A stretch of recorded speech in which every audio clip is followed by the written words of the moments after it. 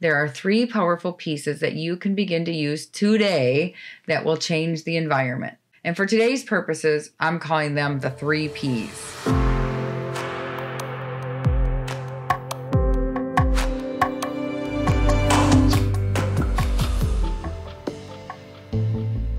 One of the most challenging parts of my job as a leader is dealing with unhappy or even angry people.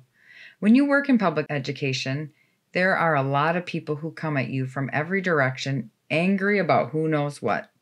It seems there's an unending line of people lined up to unload their frustrations on you, from the teacher who is unhappy about how you disciplined the disruptive student, to the parent who is also unhappy about that same said discipline, or the grandparent who didn't like the traffic flow in the after-school pickup line yesterday, or the athletics spectator who was unsatisfied with a call made at last night's game, you get the idea. There were many days that I went home from school emotionally exhausted. Telling myself that it wasn't my job to solve everyone's problems did not lessen the burden that the negative emotional energy brought with every conflict.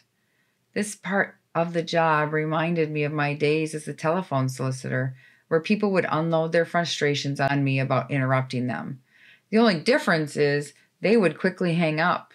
And as the principal of the school, I had to navigate these frustrations, work to help the angry person feel heard, and then in some way build trust that their concerns would be addressed. The best customer service representatives are well skilled at de-escalation. They just know how to listen. They connect with their customer and they offer a next step that allows the disgruntled customer to move forward. Your job as the principal includes customer service responsibilities. It has come up over and over again. Creating a positive learning culture is one of your primary focuses. We have talked about that so much that I think we need to break it down a bit further. A positive learning culture is established when there's a high level of trust, when people feel valued, and when they understand the mission of the organization. Relationship building is the skill at the center of these elements of building a positive learning culture. People, the teachers, the students, the parents, they need to know you care about them as individuals, that you are committed to the mission, educating students in a positive and respectful manner. This is a particularly hard message to send when you're getting yelled at or when a student is having an outburst. At IEE, we embed the tenets of adaptive schools and cognitive coaching into our work. Adaptive schools and cognitive coaching are 2 models of interacting with others that demonstrate honor and respect for others with whom we interact. The principles of these models focus on creating positive psychological safety so that people can bring their best selves to their work. We use the teaching of adaptive schools to create professional learning experiences for adults that are safe and fun and lead to sustainable change. And we use the principles of cognitive coaching with individual school leaders and teachers to mediate thinking. The coaching model helps people feel heard, reflect on their experiences, and ultimately chart their own way forward in a positive and productive manner. Much of the work of adaptive schools and cognitive coaching can be applied in any environment. There are 3 powerful pieces that you can begin to use today that will change the environment, and they'll change all of your conversations. You will have a positive and de-escalating effect when you are working with those who are angry around you. And for today's purposes, I'm calling them the 3 P's. Pause, paraphrase, and pose a question are the 3 P's that will change everything when it comes to your communication. Here's why. These 3 P's enacted together make a person feel heard. When we are in a conversation with one person who is emotionally riled, we tend to want to be the fixer. We jump to the solution, and we're surprised when they remain angry. The key to using the 3 P's effectively is shifting your internal dialogue off and becoming a listener.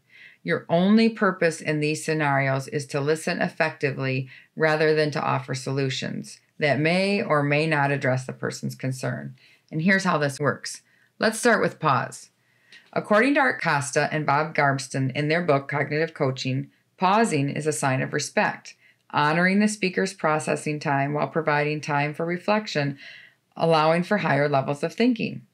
Think of the last time you were engaged in a heated conversation. Did it become a tennis match, sending verbal statements back and forth without any breaks to actually think through what was being said? The pause disrupts the tennis match and allows both parties to think. In your next heated conversation, pause, pause, pause. And be ready. Our culture often views silence as awkward. Once you practice, you'll get used to it and appreciate the quiet, as will those around you. Once you've taken a breath in the form of pausing, it's time to paraphrase. Paraphrasing is a game changer when it comes to de-escalating a situation. When done correctly, the other person feels heard, respected, and honored. Well-crafted paraphrase reflect the speaker's message back to them, allowing them to confirm or deny that their message was received as intended. It is important to remember that the paraphrase is about the speaker and the message they are communicating. Get the I out of the message. Costa and Garmston recommend sentence stems like, you feel strongly that, or it's important to you that, or you are thinking. These sentence stems, paired with a summary of what you heard the speaker said, clarifies the communication. Once you paraphrase, the speaker will confirm that you are right, or they will correct you, in which case you paraphrase again. Paraphrasing is all about you listening to the message and reflecting it back to the speaker for clarity purposes. Paraphrasing requires you to listen deeply for content and for intent, and then shape the statements back to the speaker. This will take some practice, but once you get started, you will see how quickly people respond positively to you. The next step is to pose a question.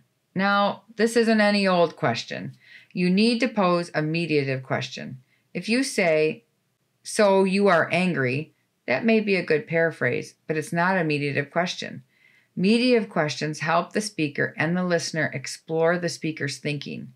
It asks a question that allows the speaker to reflect on the desired next steps of the outcome. In the simplest form, a mediative question invites the speaker to shift their thinking to the next level cognitively. What might be some next steps that would help alleviate your frustrations? How might I support you as you? These are examples of mediative questions. Now, there are a lot of elements that go into crafting questions like this. Even though you don't have the technical details here, you can get started practicing posing questions that mediate thinking. It sounds too good to be true. 3 simple steps really can shift communication quickly. And I'm not saying you should only use these strategies in challenging situations. You should absolutely use them all the time. It will improve your relationships because you will be having strong, respectful conversations. The point here is that if you practice pausing, paraphrasing, and posing questions when things are calm, it will be a whole lot easier to grab them from your tool bag when things get tense. And we know they will. The next time you see a parent in the lobby waiting to talk to you, write the 3P's on a paper and leave it on your desk. When you invite them in, glance at that cheat sheet and remember to pause, paraphrase, and pose questions. Join us for our next episode of The Principalship, the Worst Job I Ever Loved.